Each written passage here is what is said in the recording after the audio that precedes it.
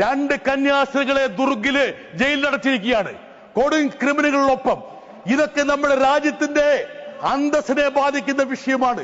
കേക്കും കിരീടവുമായി ക്രൈസ്തവ ന്യൂനപക്ഷത്തെ പീഡിപ്പിക്കാൻ വേണ്ടി നടക്കുന്ന മുന്നമാരുള്ള ഈ സ്ഥലത്ത് ഞാൻ അവരോട് ചോദിക്കുകയാണ്, ഇന്ത്യയുടെ സൽപ്പേരിന് കളങ്കം വരുത്തുന്ന ഒരു നടപടിയിലും ഇവർ വ്യാപൃതരാകാൻ പാടില്ല എന്നുള്ളത്. കഴിഞ്ഞ വർഷം മാത്രം 824 അതിക്രമങ്ങളാണ് ക്രൈസ്തവ ന്യൂനപക്ഷത്തിനെതിരെ ഈ രാജ്യത്ത് നടന്നത്. നിങ്ങൾ മുസ്ലിങ്ങളുടെ വീടുകൾക്ക് നേരെ ബുൾഡോസർ അയക്കുന്നു, ന്യൂനപക്ഷങ്ങളെ വേട്ടയാടുന്നു. കേരളത്തിലെ ക്രൈസ്തവരെ പാട്ടിലാക്കാൻ വേണ്ടി കേക്കുമായി അരമനകളിൽ കയറി നിറങ്ങുന്നു. ആട്ടിൻ തോലിട്ട ചെന്നായികളാണ് നിങ്ങൾ.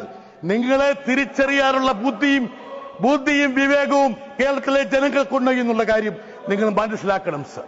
Sir, that's what I am saying, that the most important element of our foreign policy is our good name, sir. The soft power diplomacy. India has a huge standing. Don't dilute it. We are the leader of the developing nations. We are supposed to be somebody who is a ray of hope for all those countries, sir. So I am pleading, sir.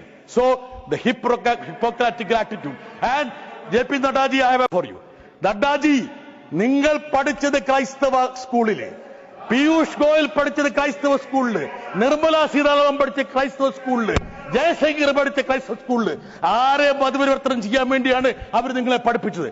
നിങ്ങൾ ക്രിസ്ത്യാനിയായോ? ഇല്ലല്ലോ. നിങ്ങൾ ഹിന്ദുവായി നിൽക്കുകയല്ല ചെയ്തത്.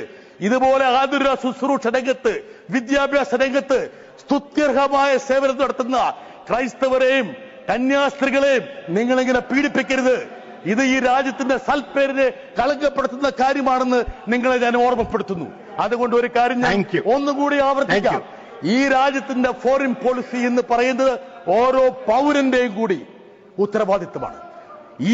ഈ രാജ്യം മഹത്തായ രൂപത്തിൽ തലയുയർത്തി നിൽക്കണമെന്ന് ആഗ്രഹിക്കുന്നവരാണ് ഞങ്ങൾ എല്ലാവരും.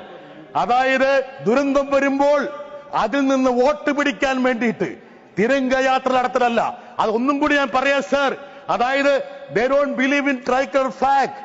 A leader of the RSS said that they want saffron flag to replace. So I want them that.